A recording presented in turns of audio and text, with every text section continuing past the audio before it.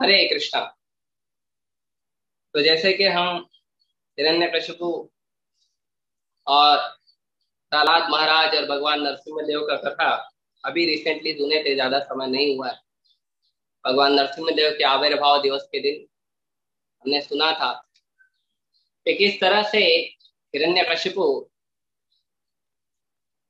जब अपने भाई का मृत्यु का बात सुना तो बहुत आहत हो गया। आहत होने के बाद हिरण्यकशिपु ने प्रयास किया कि उसके पास पहले बहुत शक्ति आ जाए, और शक्ति आकर वो क्या करेगा, वो जाके विष्णु का वध करेगा। विष्णु का वध क्यों करेगा? क्योंकि भगवान विष्णु ने उसको मारा, और विष्णु तो इतने आसानी से मिलते नहीं हैं। इसीलिए असुर क्या करते हैं, भगवान को प्राप्त करने के लिए भगवान की भक्ति करना जरूरी। असुर लोग बाकी सब कुछ करने के लिए तैयार होते हैं, केवल भक्ति नहीं करने के लिए तैयार। उनको बोल दो कर्म कांड करने के लिए, उनको बोल दो ये यज्ञ करोगे, ये अनुष्ठान करोगे, ये शक्ति मिल जाएगा, ये बहुत सारे यज्ञ दिए हैं, संतान प्राप्ति यज्ञ है, और क्या बोलते, धन प्राप्ति यज्ञ है, यश प्राप्ति यज्ञ है, बहुत सारा अलग अलग जो अनुष्ठान है वो करेंगे। पर क्या नहीं करेंगे, भगवान की भक्ति सबसे सरल, और वो भी कलयुग में श्री चैतन्य महाप्रभु की कृपा से सबसे सरल जो भगवान कृष्ण की भक्ति है। चैतन्य महाप्रभु ने कहा है कि सबसे आसान है भगवान की भक्ति करना। वो नहीं करेंगे, बाकी सब कुछ करेंगे, बाकी सब कुछ करेंगे, भगवान श्री कृष्ण का भक्ति नहीं करेंगे।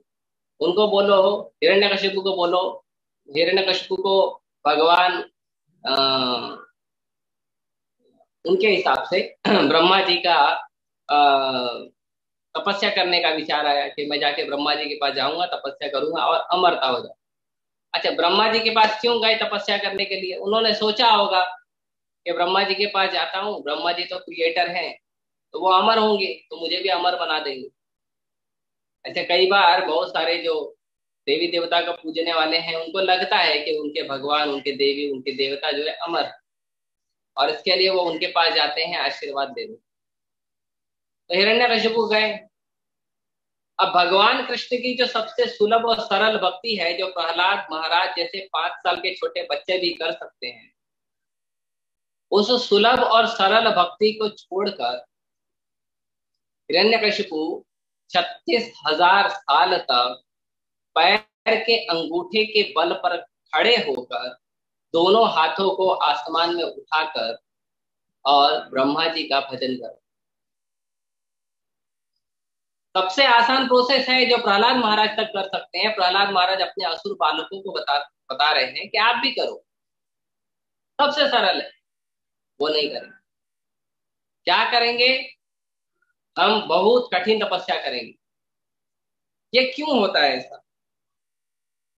ऐसा इसलिए होता है कि सतोगुण में व्यक्ति नहीं रहता है, तो रजोगुण और तमोगुण में वो सरल मार्ग को छोड़ के वो कठिन मार्ग की ओर जाता है। वो सरल मार्ग को नहीं अपना। अभी देखिए, आप लोग ने देखा होगा कभी कभी कुछ लोग बाइक या कार लिए रहते हैं, साइकिल लिए रहते हैं। साइकिल तो चलो नहीं कर सकते उतना, लेकिन बाइक या कार लिए रहते हैं, तो कैसे वो फुल स्पीड में पूरा गियर दबा के एकदम हूं हूं, कुछ लोग साइलेंसर निकाल देते, बहुत जोर से आवाज करते हुए, जैसे वो प्रयास करते हैं इस तरह से गाड़ी चलाएं कि लोगों को पता चलना चाहिए कि मैं आया भी हूं और चले भी गया। शांति से काम नहीं करना उनको अच्छा लगता। पूजा पाठ में भी बहुत बड़े बड़े अनुष्ठान करेंगे, बहुत बड़े बड़े यज्ञ करेंगे, बहुत बड़े बड़े भंडारा करेंगे, सत्यनारायण की कथा करेंगे। सत्यनारायण की कथा भगवान विष्णु की है, लेकिन कर्म कांड।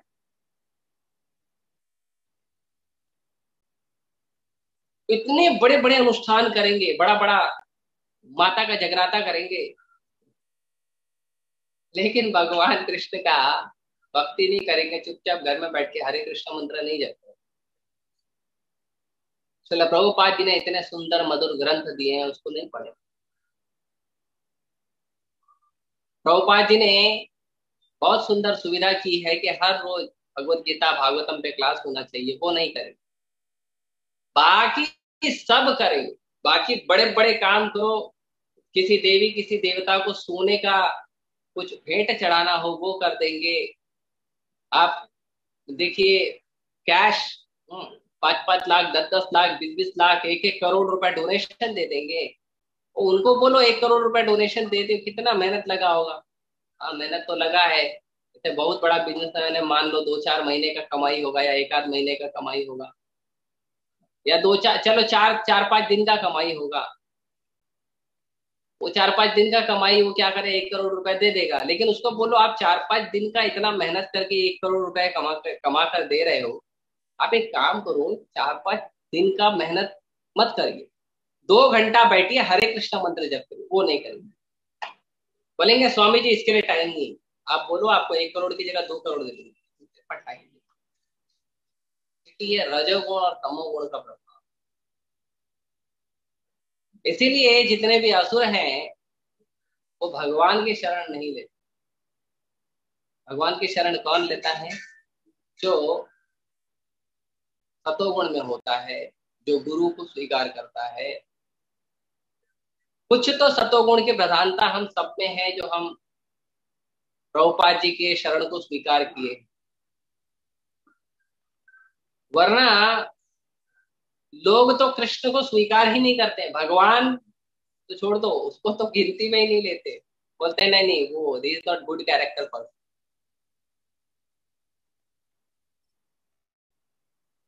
और कई सारे असुर तो उन भगवान को दुश्मन मानते, जैसे हिरण्यकशिपु। भगवान ने सृष्टि बनाया है, तो जो भी गलत हो रहा है वो भगवान की वजह से हो रहा है। अच्छा जो सही हो रहा है नहीं उसका कुछ नहीं बताएंगे, लेकिन गलत हो रहा है वो भगवान के कारण हो रहा है। ये सब हिरण्यकशिपु के छोटे रूप है, स्मॉल स्मॉल हिरण्यकशिपु। यहाँ पे हिरण्यकशिपु के बारे में बताया गया है कि हिरण्यकशिपु जो है वो मृत्यु से भयभीत नहीं थे।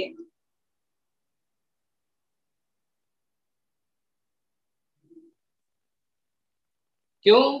क्योंकि उनको ब्रह्मा जी से वरदान प्राप्त हुआ था।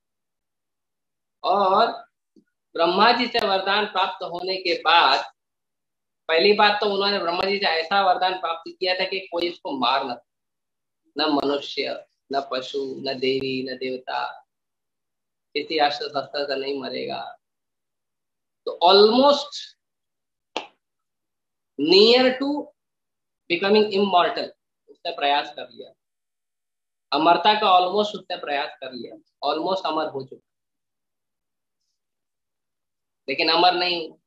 क्योंकि जब ब्रह्मा जी के पास गए बोले मुझे अमर होना है, ब्रह्मा जी ने मना कर दिया। आपने सुना होगा पिछले कुछ लेक्चर में इसका वर्णन हुआ हो। ब्रह्मा जी बोले मैं खुद अमर नहीं। असुर लोग अमर होना चाहते हैं, लेकिन भगवत गीता के उस श्लोक का पालन नहीं करना चाहते, जहां भगवान बोलते हैं यद् गत्वा न निवर्तन्ते तद्धामम परमम मम। एक बार गया वापस नहीं आएगा, दूसरा जन्म नहीं होगा। भक्त भी अमर होंगे, लेकिन असुर अमर बनना चाहते, इच्छा है अमर होने की, लेकिन प्रोसेस फॉलो नहीं करना है। प्रोसेस गलत फॉलो करना है, और गलत प्रोसेस फॉलो करके उनको अमर होने का प्रयास। जैसे कोरोना के टाइम पर हमने देखा कि बहुत सारे लोगों को जरूरत थी कि ऑक्सीजन की जरूरत है। पता नहीं सुनाई दे रहा है कि फिर से कोरोना आएगा। ठीक है आएगा तो अपना काम करेगा भगवान के आदेश के अनुसार। तो सबको जरूरत पड़ रही थी ऑक्सीजन की, तो क्या प्रोसेस लोगों ने यूज किया? लोगों ने प्रोसेस यूज किया कि किस तरह से जो मेडिकल सिस्टम में जो ऑक्सीजन बनाई गई है किस तरह से उन ऑक्सीजनों को लोगों तक पहुंचाया जा सकता है। करेक्ट, इमरजेंसी के हिसाब से सही है। लेकिन जैसे ही कोरोना तीसरा जो उसका लहर है जैसे ही वो चला गया, लोगों ने बुद्धि का उपयोग करने का विचार नहीं किया कि देखो अभी ऑक्सीजन की कमी हो गई थी कोरोना की वजह से, क्योंकि ऑक्सीजन कम था हमारे पर्यावरण में, तो चलो सब लोग अपने अपने घर के बाहर दो दो चार चार पेड़ लगाते। किसी ने नहीं किया, सब फिर इंद्र तृप्ति में लगे। सीधे प्रोसेस को किसी को फॉलो नहीं करना, क्यों? असुर है ना। विष्णु भक्त सदैव आसुरम एवं भुक्ते। भगवान कृष्ण के भक्त तो भगवान कृष्ण का भजन करते हैं, भगवान कृष्ण से प्रार्थना करते हैं। सबसे पहले सुबह उठते उठते सबसे पहली प्रार्थना होती है, हे भगवान इस संसार में आग लगी हुई है। गुरु को कहते हैं संसार में आग लगी हुई है और ये आग पूरे संसार को समाप्त कर रही है, आप कृपया करके भगवान से कृपा प्राप्त करके आइए और यहाँ पे बारिश करो। ये भक्त है, भगवान का भजन करते हैं और गुरु से भगवान से प्रार्थना करते हैं कि संसार के दुख को दूर करिए। कितने लोग करते हैं? हर आदमी सोचता है मेरा दुख कैसे दूर हो जाए। किसी व्यक्ति को आप जाइए प्रचार करने के लिए, उसको बोलिए भगवद गीता पढ़िए, माला जप करिए। वो भगवद गीता माला जब बाद में, पहला अपना दुख सुनाएगा, बहुत दुख है मेरे पास, मेरा दुख दूर। तो हर व्यक्ति यही सोचता है। असली दुख क्या है जीवन का? प्रभुपाद जी लिखते हैं जन्म मृत्यु जरा व्याधि। तात्पर्य में प्रभुपाद जी कह रहे हैं birth death old age and.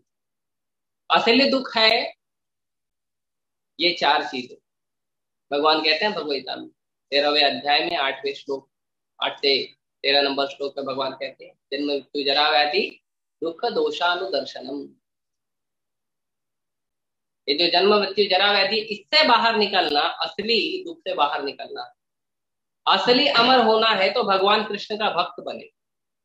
भगवान भगवद गीता में कहते हैं, कोई कोई व्यक्ति बोलेगा नहीं ये तो बहुत कठिन प्रोसेस है, भगवान बोलते हैं नहीं बहुत आसान प्रोसेस है। जन्म कर्म शमे दिव्यम एवं यो विधि तत्वतः, जो व्यक्ति तत्व से जानने का प्रयास कर रहा है मेरे जन्म को और मेरे कर्म को, वो व्यक्ति अमर हो जाता है। त्यक्त्वा देहम पुनर्जन्म नैति मामेति तो अर्जुन। भगवान कह रहे हैं उसका एक बार शरीर छोड़ेगा ना, दोबारा उसको शरीर नहीं मिलेगा, वो अमर हो जाएगा। सारे असुर प्रयास कर रहे हैं अमर होने का, सारे वैज्ञानिक भगवान का भक्ति नहीं करना चाहते, गलत प्रोसेस फॉलो कर रहे हैं। हम रिसर्च करेंगे, हम लेबोरेटरी टेस्ट करेंगे, हम बड़े बड़े मैकेनिज्म बनाएंगे, बड़ी बड़ी मशीनरी बनाएंगे जिससे हम अमर हो सके।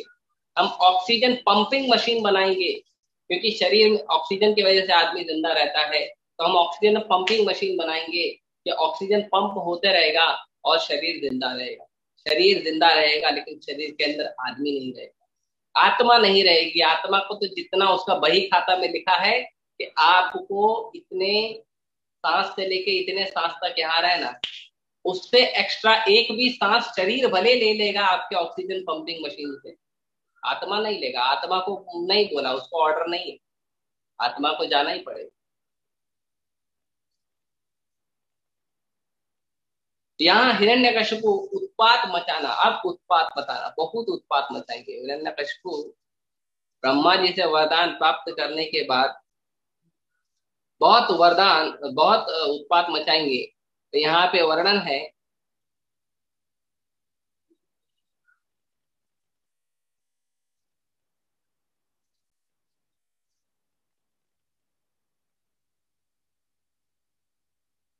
कि कोई व्यक्ति अपने भौतिक जो एडवांसमेंट है, ज्ञान या और चीजों से, वो सोचता है कि वो बच जाएगा किन चीजों से, जन्म मृत्यु जरा व्याधि से। लेकिन भगवान का प्लान था हिरण्यकशिपु को सिखाने के लिए और बहुत सारे शक्तिशाली लोगों को सिखाने के लिए कि आप कितना भी भौतिक प्लान बना लो वो सफल नहीं। जब भौतिक सृष्टि ही अमर नहीं है, जब भौतिक सृष्टि ही जो है वो टेम्पररी है, तो इसके बने हुए सारे प्लान भी तो टेम्पररी रहेंगे। अगर हमको प्लान बनाना है, सच में परमानेंट प्लान बनाना है, कई बार लोग परमानेंट का प्लान का विचार करते हैं, कुछ बार लोग कुछ लोग बोलते हैं भाड़े से घर ले लेंगे, भाड़े के घर में रहेंगे। लोग बोलते हैं नहीं परमानेंट ले लो ना, अपना घर ले लो परमानेंट।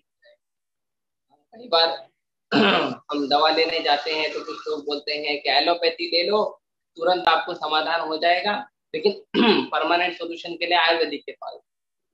तो हर जगह प्रयास किया जाता है कि परमानेंटली किस तरह से सब कुछ सॉल्यूशन हो जाए। हम लोग डिवाइस में एक लेक्चर लेते हैं, परमानेंट सॉल्यूशन फॉर एवरीथिंग। वो क्या है? वो है हमारे वैदिक ग्रंथ, वो है हमारा भक्ति का प्रोसेस, ये परमानेंट सॉल्यूशन। एक बार प्रभुपाद जी के कुछ शिष्य पुस्तक वितरण कर रहे थे, एक बूढ़ी माता जी आई और उस बूढ़ी माता जी ने पूछा कि क्या भगवत गीता पढ़ने से मेरे घर के बिजली का जो प्रॉब्लम है वो सॉल्व हो जाएगा? क्या इलेक्ट्रिसिटी का बिल मुझे नहीं आएगा भगवत गीता पढ़ूंगी तो? उस भक्त ने कहा हाँ, आपका इलेक्ट्रिसिटी का प्रॉब्लम सॉल्व हो जाएगा। माता खुश हो गई, भगवत गीता लेके चले गई। प्रभुपाद जी के पास जब बाद में भक्त आए तो एक भक्त ने कंप्लेन कर दिया, प्रभुपाद जी इन्होंने झूठ बोलकर भगवत गीता बेची या वितरण किया है। प्रभुपाद जी ने कहा कैसे? तो उन्होंने बताया कि एक माता जी पूछी मेरा इलेक्ट्रिसिटी का बिजली का बिल का प्रॉब्लम क्या सॉल्व हो जाएगा तुम्हारे गीता पढ़ने से? तो इन्होंने कहा हाँ सॉल्व हो जाएगा और दे दिया। प्रभुपाद जी बोले उससे झूठ क्या लिखा? सच तो बोला है उन्होंने, ऐसे कैसे सच बोला? तो प्रभुपाद जी ने कहा भगवता भगवान कहते हैं न तद भासते सूर्यो न शशांको न पावक यद गत्वा न निवर्तन्ते तद धामम परमम। कि आपका बिजली का बिल सॉल्व हो जाएगा, क्योंकि जहां पर आप भगवत गीता पढ़ने के बाद जाओगे वहां पे बिजली की जरूरत नहीं है। सूर्य की, चंद्र की, बिजली की, अग्नि की कोई जरूरत नहीं है, वो अपने आप स्वयं प्रकाशित धाम है। Permanent solution. तो अमर होने का परमानेंट सोल्यूशन चाहिए या भौतिक जीवन का परमानेंट सोल्यूशन चाहिए? जैसे कई बार लोग प्रयास करते हैं ये सोचने का कि हमें जो भी इच्छा हो वो हमारी इच्छा पूरी हो जाए, हम जो भी चाहें वो हमें तुरंत प्राप्त हो जाए। आपको मिलेगा, इच्छा मात्र से सब कुछ मिलेगा। कहाँ मिलेगा? चिंतामणि प्रकर तद्मसु कल्प वृक्ष लक्षावतेषु सुरवीर विपालयन्तम, यहाँ मिलेगा। जहाँ जहाँ चिंतामणि धाम है, जहाँ कल्प वृक्ष है, जहाँ सुरभि गाय है, यहाँ मिलेगा।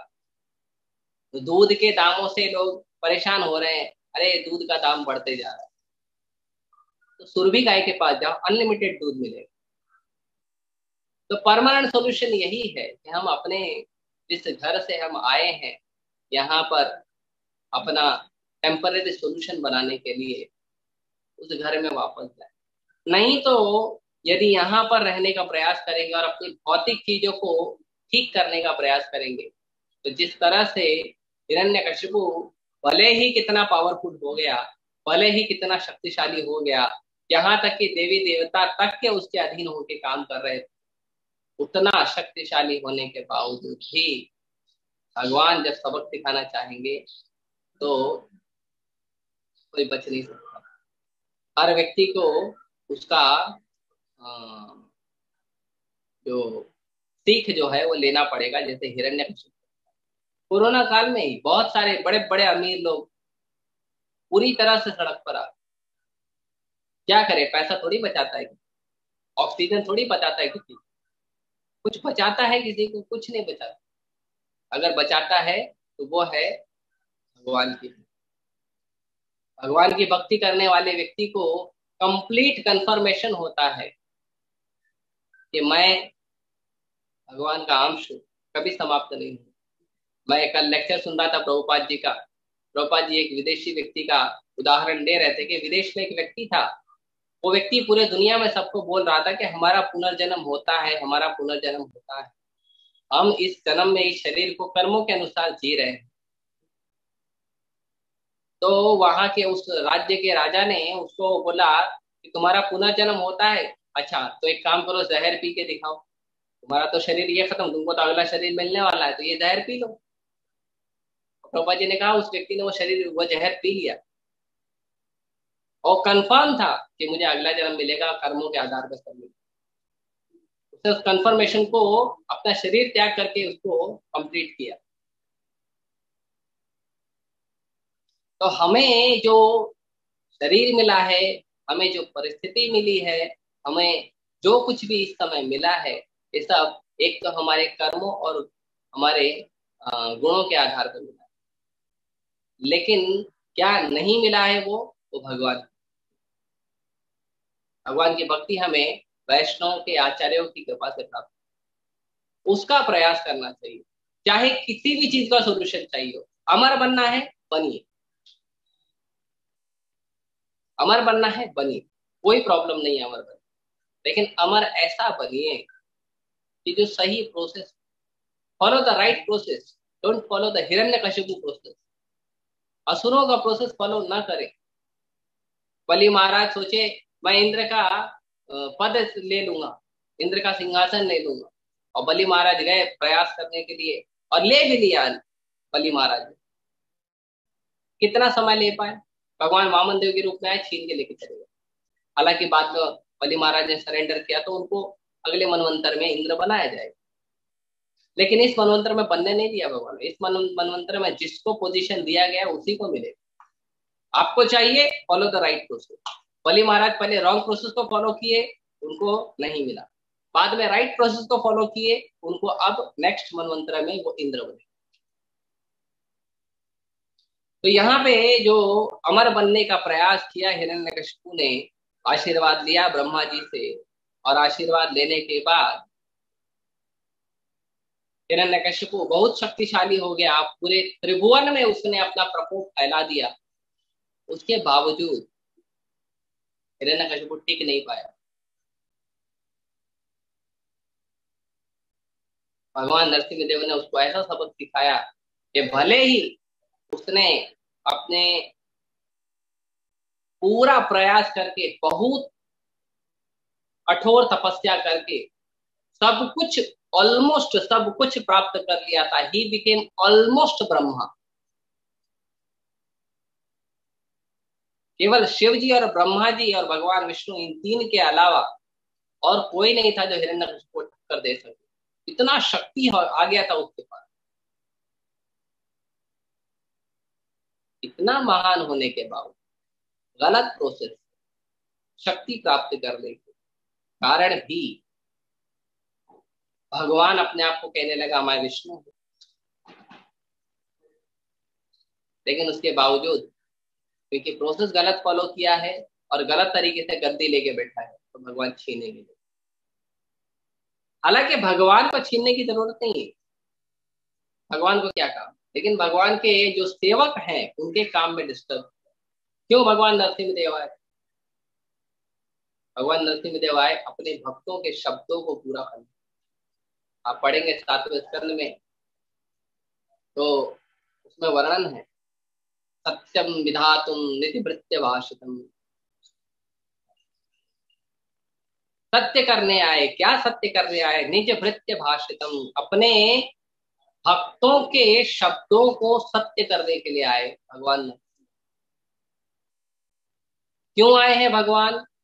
उसका भी वर्णन श्रीमद् भागवतम के पहले स्कंद में मिलता है। इंद्रारी व्याकुलम, जो इंद्र है, जो भगवान का सेवा करने के लिए भगवान ने उनको अपॉइंट किया है और उन्होंने स्वीकार किया है, जब इंद्र को तकलीफ दिया जाएगा तो भगवान आएगा। इंद्र जब इंद्र बने हैं, वो सही प्रोसेस को फॉलो करके इंद्र बने।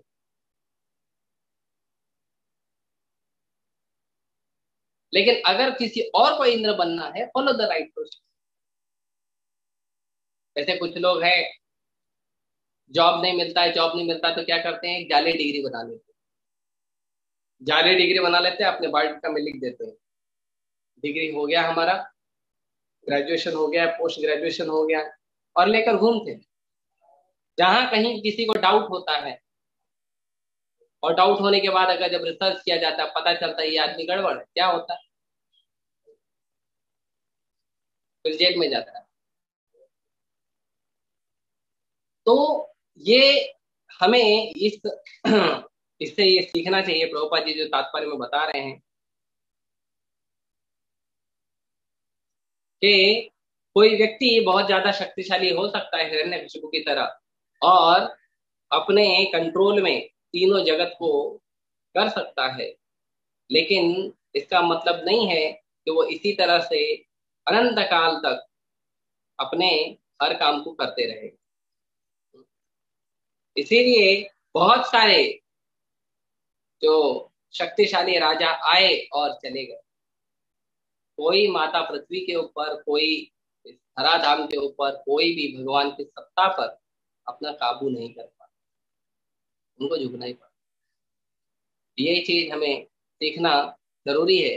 हिरण्यकशिपु भले त्रिभुवन पे राज कर लिया भले त्रिभुवन पे राज कर लिया, लेकिन उसके बावजूद भी हिरण्यकशिपु अनंत काल तक राज नहीं कर पाया। कितने साल तक राज किए हिरण्यकशिपु? तपस्या करके आए, प्रहलाद महाराज का जन्म हुआ 5 साल, 36,000 साल उन्होंने तपस्या की और कितना लाभ मिला? 5 साल। और 5 साल में भगवान ने सब फिनिश कर दिया और ऐसा उसको दंड दिया, ऐसा उसको शिक्षा दिया। आज भी उदाहरण। तो ये चीजें हमें भी सीखना और समझना चाहिए कि अगर हमें करना है, अमर किसी को बनना है, अमर बनने में कोई प्रॉब्लम नहीं। अमर बनने इच्छा होनी चाहिए, अमर बनने। लेकिन अमर कैसा बनना है? अमर बनना है सही कुछ, भगवान का भक्ति कर। तो भगवान श्री कृष्ण का भक्ति करते हैं, उसका बैंक अकाउंट इटर्नल हो जाता है। जितना जप किया स्टोर, वो कभी घटेगा नहीं। जितना गीता भागवत पढ़े हैं स्टोर हो गया, जितना प्रसाद पाए हैं स्टोर हो गया, जितना प्रणाम किए हैं स्टोर हो गया, जितना भगवान को सेवा में अपना शरीर लगाए हैं या फूल दिए हैं या धन दिए हैं, कुछ भी दिए हैं, स्टोर हो जाता है, खत्म नहीं होता, कभी खत्म नहीं होता। भगवान हमेशा याद रखते हैं। तो इस तरह से ये हमारा इटरनल बैलेंस, शक्तिशाली होना अपने ताकत से, अपने मर्जी से, अपने जोर जबरदस्ती से, वो इटरनल नहीं, वो एक दिन खत्म होगा और जरूर होगा। भगवान इसके लिए जरूरी नहीं है कि भगवान को खुद आना पड़ेगा, नहीं, भगवान अपने शक्ति के द्वारा भी करा देगा। कलयुग के छोटे छोटे चीज है, बेचारे छोटा छोटा अपने हिसाब से अपनी सत्ता बनाने का प्रयास। भगवान की जब इच्छा होती है उसको रखते, जब इच्छा होती है हटा देते। उनके कर्मों, उनके गुणों के अनुसार, उनके पाप और पुण्य कर्मों के अनुसार भगवान उसको मैनेज कर देते। ऐसा नहीं कि भगवान को हर समय आने की जरूरत। हाँ, लेकिन आप इतना अगर शक्तिशाली हो गए कि इंद्र को तक के तकलीफ देने लगे, तब भगवान आने का प्रयास। लेकिन ये जरूरी नहीं कि भगवान स्वयं आएंगे। भगवान के कई अवतार होते हैं, किसी भी अवतार से भगवान कर, किसी शक्ति के द्वारा भगवान करवा दे। तो हमें ये चीज समझना चाहिए। यहाँ पर हमें, हम देख रहे हैं कि हिरण्यकशिपु जो है वो ब्रह्मा जी के आशीर्वाद से बहुत शक्तिशाली हो गए और तीनों लोगों को उन्होंने अपने काबू में कर लिया और बहुत गर्वित हो गए, अहंकारी हो गए, और उन्होंने ये सब करके तीनों लोगों को अपने काबू में कर लिया। लेकिन द्रौपदी जी तात्पर्य में कह रहे हैं, इतना होने के बावजूद भी भगवान ने उसे बहुत अच्छी शिक्षा दी। तो हमें भी, अगर हम सही प्रोसेस फॉलो करेंगे तो हम हिरण्यकशिपु की तरह नहीं करेंगे। और अगर हम नियम को, कानून को, अपने अथॉरिटी को, जो हमारी गुरु परंपरा है उसको फॉलो नहीं करेंगे, शॉर्टकट मारने का प्रयास करेंगे, तो शॉर्टकट में तो पहली बात तो कुछ हासिल होगा नहीं, और कुछ अगर मान लो प्रयास भी कर लिए कि हासिल हो जाएगा, चलो आगे बढ़ जाएंगे, तो अगर मान लो बाहरी रूप से दिख भी रहा है कि किसी ने कुछ हासिल कर भी लिया है, ज्यादा समय तक वो टिकेगा नहीं, कितना भी प्रयास करें। आजकल लोग बहुत प्रयास करते हैं, गलत गलत मार्ग से पैसे कमा के अपने पास रखते हैं, भगवान के मंदिर में दान नहीं करते हैं, भक्तों की सेवा नहीं करते हैं, उस पैसे को सही रूप से भगवान की सेवा में नहीं लगाते, कुछ भी है, चाहे वो धन हो, चाहे वो समय हो, चाहे वो हमारे शरीर का एनर्जी हो, भगवान की सेवा में नहीं लगाते हैं। तो जब नहीं करते हैं, भगवान की जो बहिरंगा शक्ति है माया, वो जानती है कैसे निकालना है, आपका समय कैसे समाप्त कर देना है माया की सेवा करने में, हमारा पैसा, रुपया, धन कैसे समाप्त करना है माया की सेवा में, हमारा शरीर का एनर्जी कैसे समाप्त कर देना है माया की सेवा में, वो माया बहुत है। तो भगवान का 2 घंटा भजन नहीं करना चाहते हैं, लेकिन 4-4 घंटा, 6-6 घंटा ट्रैवलिंग में गुजार देते हैं। मुंबई के ट्रैफिक है, ट्रेन है, बस है, और ऐसे कई अनेक उदाहरण हैं। इसका एक ही सोल्यूशन है कि हम भक्ति के पुरुष भगवान का नाम जप करें।